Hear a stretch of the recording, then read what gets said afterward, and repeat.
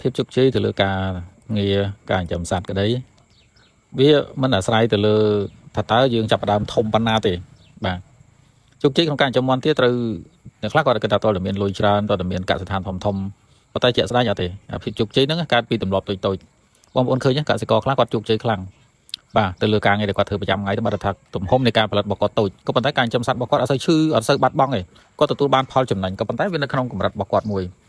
បាទហើយចំណុចកន្លែងនេះក៏បងប្អូនសួរថាចុះបើធ្វើបានជោគជ័យមិនក៏មិនធ្វើឲ្យធំទៅអានឹងជាសំណួរមួយដែលអត់យល់ពីស្ថានភាពបាទអត់យល់ណាហ្នឹងយើងអត់យល់ពីស្ថានភាពរបស់បុគ្គលម្នាក់តែគាត់រស់នៅក្នុងស្ថានភាពបែបណាហ្នឹងហើយដូចកសិករខ្លះគាត់ចាប់ផ្ដើមឡើងពីមេ4 10 20គាត់ចិញ្ចឹមបានល្អប៉ុន្តែទំហំដីគាត់តូចហ្នឹងហើយឲ្យគាត់ទៅពង្រីកទៅធំទៅប៉ុណ្ណាដីគាត់មានប៉ុណ្ណឹងឬក៏ឲ្យគាត់ទៅខ្ចីលុយគេទាំងពាន់ទាំងម៉ឺនយកមកដាក់ពង្រីកអាហ្នឹងគឺរឿងមួយដែលយើងអត់យល់ដែរឃើញទេមនុស្សមានគោលដៅខុសគ្នាណាកុំឲ្យយកគោលដៅរបស់យើងទៅវាស់ជាមួយនឹងគោលដៅអ្នកដទៃអញ្ចឹងណាហ្នឹងហើយប៉ុន្តែអាភាពជោគជ័យរបស់គាត់បងប្អូនត្រូវមើលថាអ្នកដែលទទួលបានជោគជ័យគឺឈរទៅលើភាពឧស្សាហ៍ព្យាយាមហ្នឹងហើយ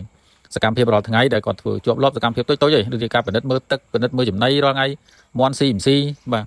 ទឹកមើលផ្លាស់ប្ដូរទឹកជារៀងរាល់ថ្ងៃបាទសង្កេតមើលពេលព្រឹកពេលល្ងាចអេរិយាបថរបស់សត្វគាត់នឹងមានការប្រែប្រួលអីយ៉ាងណាស្ថានភាពលាមកឲ្យមានការប្រែប្រួលវាមិនគាត់ដឹងហ្មងបាទ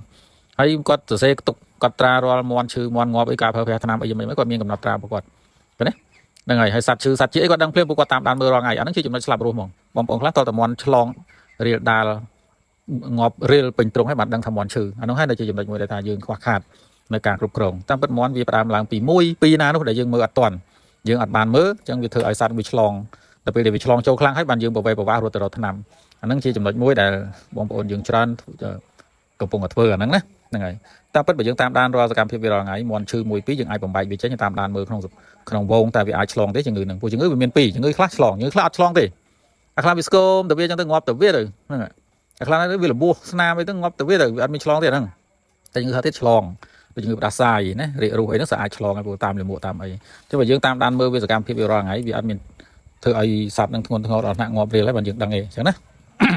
ចាំមកពាក្យមកថាកសិករមិនបរាជ័យព្រោះខ្វះចំណេះដឹងទេតែ